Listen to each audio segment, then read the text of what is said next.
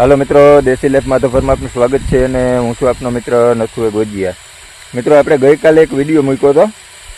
એમાં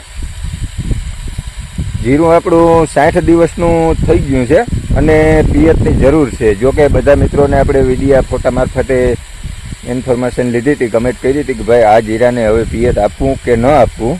તો ઘણા મિત્રોનો ખાલી એવો સવાલ હતો કે ભાઈ હવે એને પોવાય નહીં અને એ એમનેમ થઈ ગયા છે આછા દવાના છંટકાવને રાઉન્ડ લ્યો, કંઈ એમાં જોખમ ખેડાય નહીં. અને અમુક મિત્રોનું કહેવાનું એવું હતું કે ભાઈ એકાદું પાણી પિયત આપી દો, પણ ફુવારા અથવા રેન પાઇપ કે કોઈ આછું ટૂંકમાં લિમિટેડ.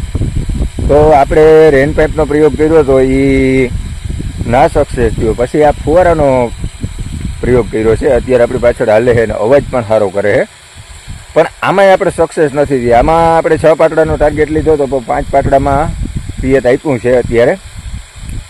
અને 5 પાટડા એક કાલે ટ્રાય કરી હતી, ગઈકાલના વિડીયોમાં આપણે જે બતાવ્યું એમાં ખાલી 5-6 પાટડા પાવાનો પ્રયત્ન કર્યો હતો. પણ 5 જ પાટડા પીએ છે. બે બાજુના છેલ્લા પાટડા છે એ અડધા પીએ છે અને એમાં મહત્તમ ભેજ મળે છે. અને આમાં એક થોડોક આ પ્રશ્ન જે આવ્યો ને વચ સેન્ટરનો, એ વધારે પી જાય છે અને સાઈડમાં ઓછું પીએ છે, એવું બધો પ્રશ્ન રહે છે. તમને વ્યવસ્થિત વાત કરવી પહેલાં ચેનલને સબસ્ક્રાઈબ કરી લ્યો અને વિડીયો ગમે તો લાઈક શેર કમેન્ટ કરી દેજો અને શેર જરૂર કરજો. કારણ કે ઘણા મિત્રોને આ જ રીતે પાવાની તકલીફ પડતી હોય અને પાતા હોય. આપણે કેમ પાઈએ છીએ ને એ તમને કહું, અને ભેગું આમાં નાખીએ છીએ ને એના હિસાબે આપણે પિયત આપીએ છીએ.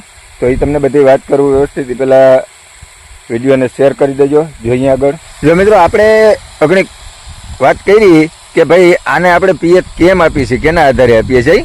તો અમુક મિત્રો વિડીયો જોઈ અને કમેન્ટ કરીએ કે ભાઈ હવે આને ખરેખર ના પવાય, આને પાવાની જરૂર નથી.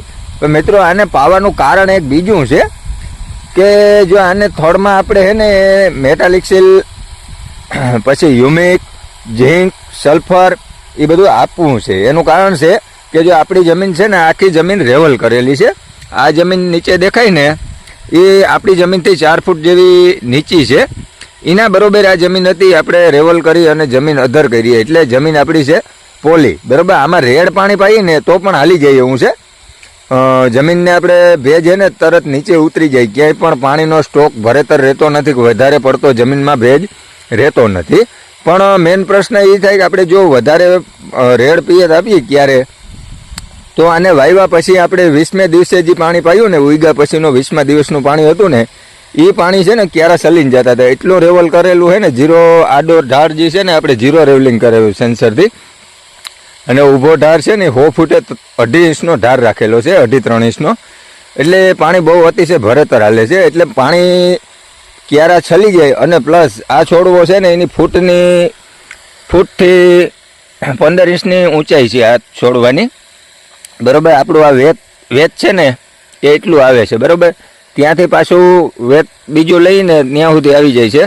એટલે પૂણા 2 વેતના છોડવા થયા છે. બરાબર, 1.5 વેત આસપાસ સરેરાશ છોડવા આપણા છે. અમુક છોડવા જો આ છોડવો વડો છે તો એની બાજુમાં છે એ 1.5 વેતનો છે. એટલે હવે આ છે ને પિયત રેડ આપી દઈએ ને તો આ પવનના હિસાબે હલી અને આની જે આડી પાડું હોય એ તૂટી જાય. તો એના કરતાં આપણે છે ને ફુવારા પદ્ધતિથી થોડું ભેજ ઉપરથી આપી દઈએ. 1/2 ઇંચ જેવી માટી ઉપર પલરે ને એટલું આપવાનું છે. બરાબર, આ એટલું આપણે કાલે સાંજે આપ્યું હતું અને આ આજે સાંજે આપીએ છીએ.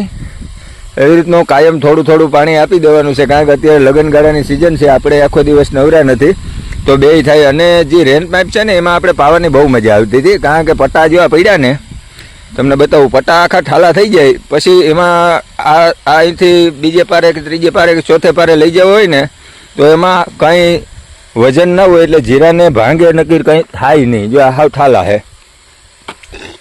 બરાબર, આ રેન પાઇપનો પટ્ટો છે. આને અહીંથી આમ લઈ જવું હોય ને તો આને જીરા માથે મૂકો ને તો એમને પડ્યો રહીએ, એમાં વજન ના હોય.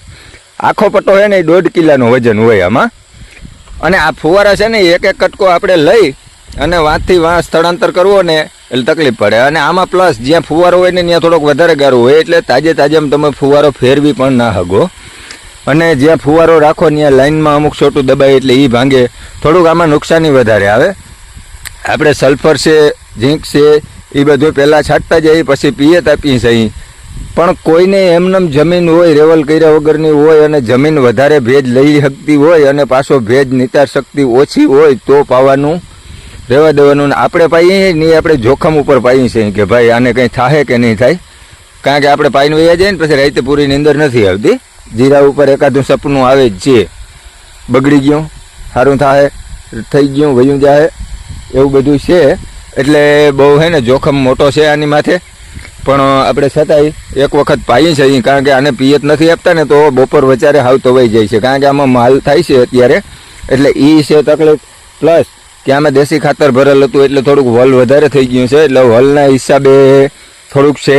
અને જ્યાં પાણી ઓછું જડ્યું ને, જો તમને આમાં એક બીજું દેખાડું, બરાબર, જો આ ક્યારામાં પાણી ઓછું મળ્યું છે, જો આખો ક્યારો ધોરો અને લાલ થઈ ગયો છે, બરાબર. પછી ત્યાંથી આ ક્યારામાં જોઉં અહીંયા તો આ ધોરો નક્કી લાલ નથી, આ એકદમ લીલો છે. જો આ ક્યારો ધોરો દેખાય, પછી આ ક્યારો જો ને લીલો છે. એનું કારણ છે આમાં હે ને ફ્લાવરિંગ સ્ટેજ દાણા ભરાવાનું હજી ચાલુ નથી, હજી આમાં કોણેપ છે. અને ઉમાં તાણ પડી ગઈ ને તો દાણા ભરાવા ચાલુ થઈ ગયા અને ત્યાંથી એનું જે ફ્લાવરિંગ સ્ટેજ છે એ રોકાઈ ગયું. એટલે આપણે ખબર પડી જાય કે ભાઈ આને પાણીની જરૂરિયાત છે. જરૂરિયાત હોય તો પવાય, પણ લિમિટેડ, કારણ કે અત્યારે ધરવા પાણી હાલે નહીં. એટલા માટે આપણે પાઈએ છીએ ને આપણા જોખમ ઉપર પાઈએ છીએ.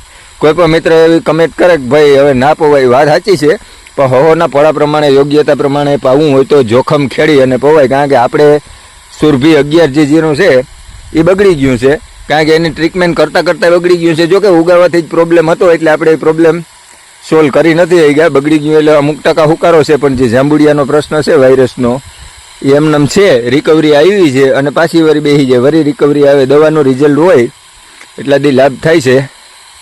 તો આ બધી વસ્તુમાં છે ને જીરામાં કોઈ હોશિયારી હાલતી નથી. આવી ગયું તો આવી ગયું, નક્કી જાય એવી રીતે છે. અને હજી આપણે આને પાતા ઓછામાં ઓછા 3 દિવસ લાગી જાય, કારણ કે કાયમ વીઘાના હિસાબથી પાઈએ, વીઘો 1.5 વીઘો કાયમ પીએ એટલે 3-4 દિવસ હજી આપણે લાગશે. નિરાતે પાઈએ છે. 21 ફુવારા હાલે છે, મિની ફુવારા છે. 70 રૂપિયાનો એક ફુવારો આવ્યો છે આપણે. અને ઝીક સલ્ફર છે એ મેટાલિક સેલ 5.5 વીઘામાં 1 કિલો, હ્યુમિક 1 કિલો અને પ્લસ 6 કિલો ઝીંક અને સલ્ફર 2 એ રીતે આપણે પાઈએ છીએ. તો મિત્રો વિડીયો કેવો લાગ્યો કમેન્ટ બોક્સમાં જરૂર જણાવજો. અને આમાં હવે પછીનો રાઉન્ડ આપણે ગેલેલિયાનો મારવાનો છે. એ આ એક વખત પીએ તપાઈ જાય એટલે ટૂંક સમયમાં એનું પણ આપણે આપી દેશું. તો મળીએ નેક્સ્ટ વિડીયોમાં.